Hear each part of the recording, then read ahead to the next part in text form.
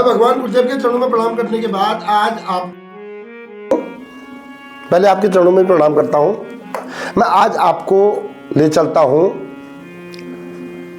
526 साल पहले।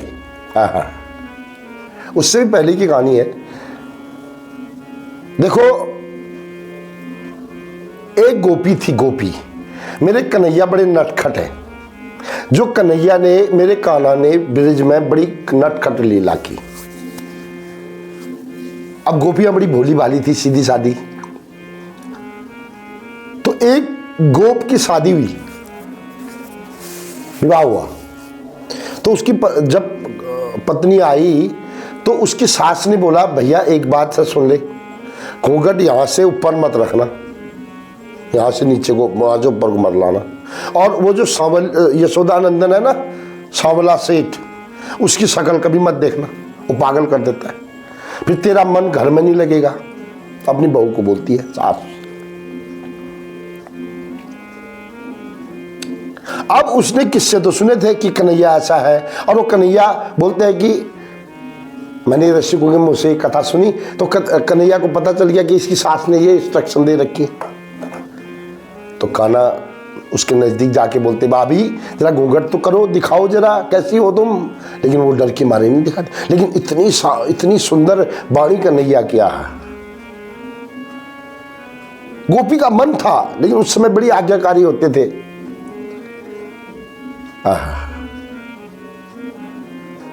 अब गोपी का मन तो था, कन्हैया का मन भी था, लेकिन कन्हैया तो जो भक्त उनसे दूर जाना चाहता है, जिस पर कन्हैया की कृपा हो जाए और भक्त दूर भी जाना चाहे, नहीं जा सकता। जैसे अब हम हैं, हम कन्हैया को छोड़ना भी चाहे ना, अब कन्हैया हमको नहीं छोड़ सकता। ये बड़े विश्वास के साथ मैं कह रहा हूं। अगर हम बोलते हैं कन्हैया भक्त छोड़ो यार, खाना पीना खाओ, टाट करो, कहां चक्कर में पड़े हो, अब नहीं छोड़ने वाला कन्हैया आपको। हम तो एक दिन बोलते हैं एक दिन आराम करना है, उस दिन नहीं छोड़ने देता है। नो, ये दुनिया हमसे दूर हो रही है धीरे धीरे। अब गोपी, अब आई बारी गिरिराज उठाने की। इंद्र जी ने बारिश कर दी, बिजलियां कड़कने लगी, भयंकर ब्रिज डूबने के कगार में आ गया। कन्हैया ने गोवर्धन पर्वत को उठा के छतरी बना दी, उस छतरी के नीचे सारे आ गए। और उस समय जो कन्हैया की मोहनी मूरत उस गोपी ने देख ली साहब। उस पति से भी, उस सास से भी, उस ससुर से, उस घर से वैराग्य हो गया गोपी को। हे भगवान, मैं इसी वक्त इस देह को त्यागना चाहती हूँ। मेरे इतने दिन मेरे ब्रिज में इतना साक्षात भगवान का दर्शन से मुझे रोक दिया, मैं इसी समय देह को त्याग देना चाहती हूँ। और वो देह त्याग दी उस गोपी ने। और वही गोपी राजस्थान में राठौर खानदान के वहां लड़की बनी, बेटी बन के आई, ऐसा मैंने सुना है। मीराबाई नाम था उसका। अब मीराबाई बचपन में पता नहीं किस शब्द, कौन से शब्द से वो कन्हैया से प्रेम करने लगी। पहले गुड्डे के रूप में प्रेम करने लगी। एक दिन गुड्डा फेंक दिया माँ ने। कन्हैया, उसने बोला जब तक मेरा गुड्डा नहीं लाओगे तब तक मैं खाना नहीं खाऊंगी। वो गुड्डे को गिरधर बोलती थी। मित्रों, एक बात बता देता हूं, मैं अपनी बात बता देता हूं, छोड़ो और उनकी बात क्या बताऊं। मेरी बेटी जब मेरी पत्नी के पेट में थी, जिस भजन को मैं लगाता था, वो बेटी आज भी वही भजन पसंद करती है। मेरी बेटी, मैं अपनी बात बताता हूं, दूसरे की उदाहरण क्यों, तो मैं अपनी देता हूं। जब मैं बेटी को बोलता हूँ भजन लगा, तो वही लगाती है जो उसकी उन दिन जब मम्मी के पेट में थी, तो मैंने वही बच्चों को मैंने भजन सुनाए हैं। जब बच्चा पेट में होता तो माँ को भजन सुनने चाहिए, बच्चा भी वैसे ही संस्कारी बनते हैं फिर।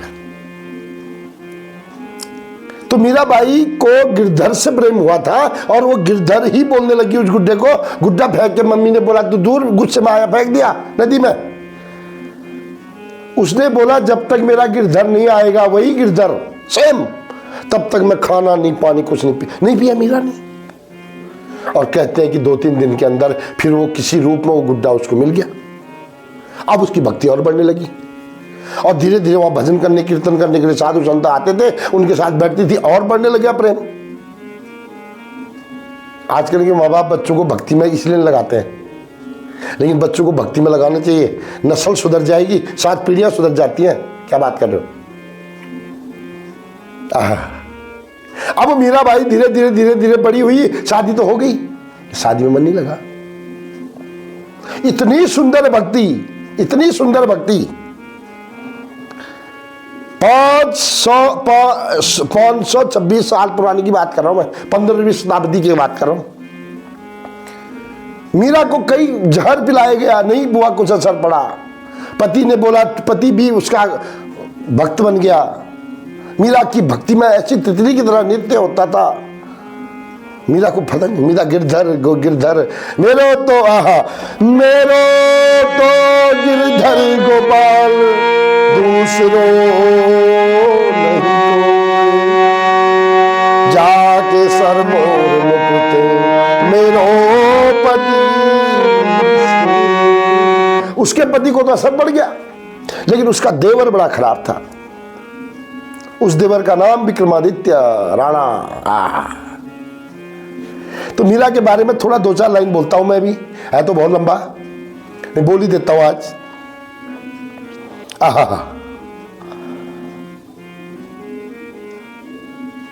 मीरा ने मूरत को जो सुलाया तो मीरा ने मूरत को जो सुलाया तो नटखट जागी के सो गया होगा, नटखट जागी के सो गया होगा।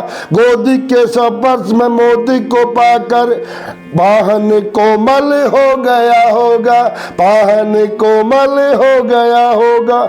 मीरा के प्रेम की बेली जो कोली तो ओहो, मीरा ने प्रेम की बेली जो बोई तो कान्हा भी अंकुर बो गया होगा, कान्हा भी अंकुर बो गया होगा।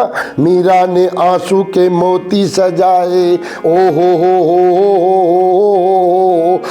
भगवान के लिए रोना सीखो।